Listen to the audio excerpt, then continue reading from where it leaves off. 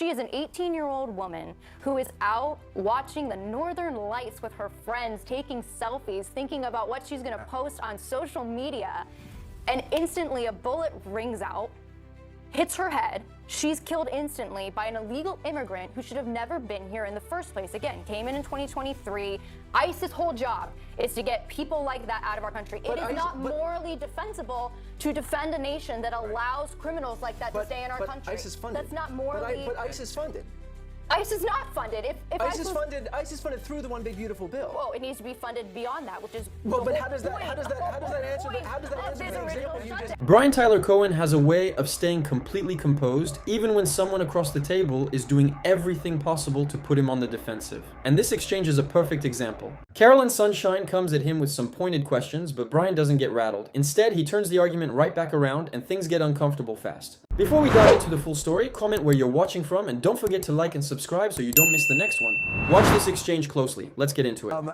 What is going on? Why can't the government come to a deal and get this thing done? Well, I think it's pretty clear that Donald Trump wants to leverage Americans' pain so that he can try and exploit that so that he can pass a voter suppression bill. I mean, at the end of the day, we know that there were a ton of different options to actually get this thing done, to get TSA funded. The Democrats put forward 9 standalone bills to fund TSA. Donald Trump rejected them. Senator Kennedy, a Republican senator, admitted that Donald Trump rejected it. And so he wanted the pain because for him, that pain is a tool. It is a way for him to avail himself of whatever he can to get what he needs, which is a voter suppression bill, and he would use Americans' pain to get there.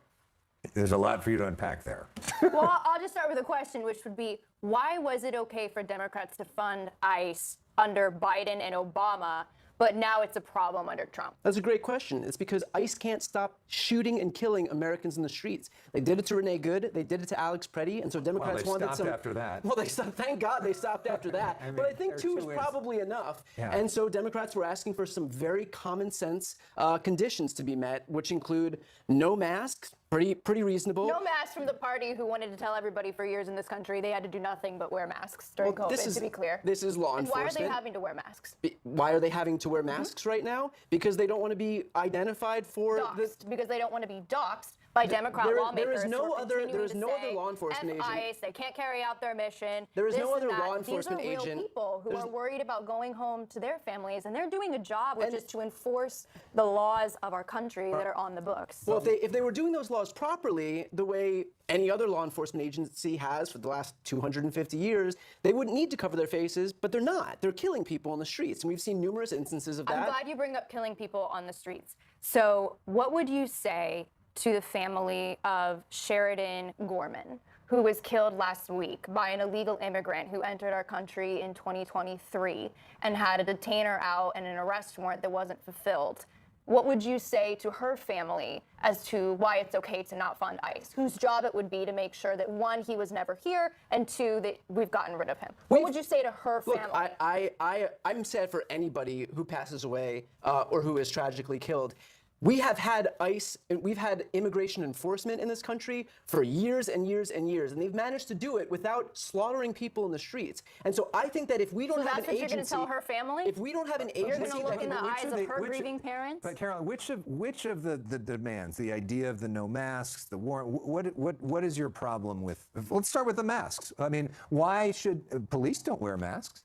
Well, the problem is that, again, this is why I asked you originally, why was it okay under Obama, why was it okay under Biden to carry out these deportations with 0 fanfare? And now what has happened is it not more, but it's not more aggressive in the streets, especially, and maybe it'll change now with Markwayne Mullin and no Chad Bavino, but there was an aggressive in-your-face push in cities like Los Angeles and Minneapolis that we did not see quite the visible in-your-face push under the Biden administration. You'll admit that, right? Why did we have to be so aggressive? And part of it is because when you look at the deaths of Alex Preddy and Renee Good, what makes me so sad is the rhetoric from Democrats turned these people into non-law abiding citizens who weren't protesting. They were obstructing Are you ICE saying that operations.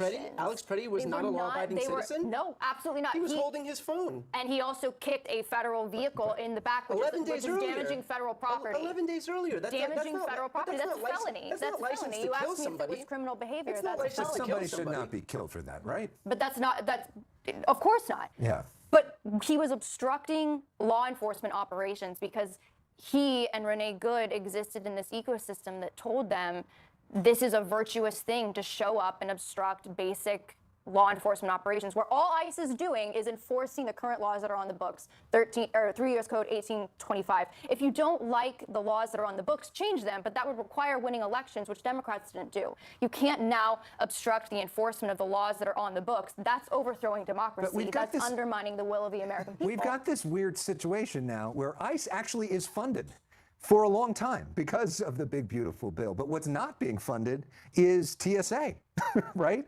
And the Coast Guard and other parts of Homeland Security. It's all by design. Again, the Democrats were putting forward these bills. It was Trump himself unilaterally who decided that he didn't want this stuff funded because he wanted to exploit the pain that Americans were feeling at the airports. And so he told them, no, because we're not going to do anything until we can get the Save America Act passed. And if that means that we don't fund TSA, then let's not fund TSA. So can you at least admit that we had a solution here right in front of us, that the Democrats and Republicans both conceded that there was a solution, and that Donald Trump unilaterally wanted to leverage that pain to get what he wanted politically? Well, let me just on TSA really quick.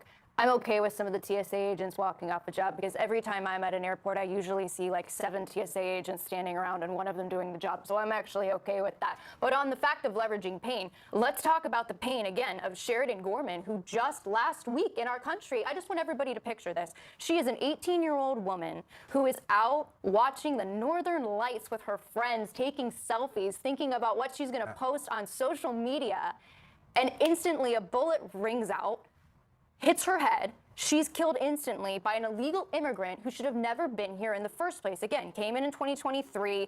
ICE's whole job is to get people like that out of our country. It is not morally defensible to defend a nation that allows criminals like that to stay in our country. But ICE is funded. That's not morally. But ICE is funded.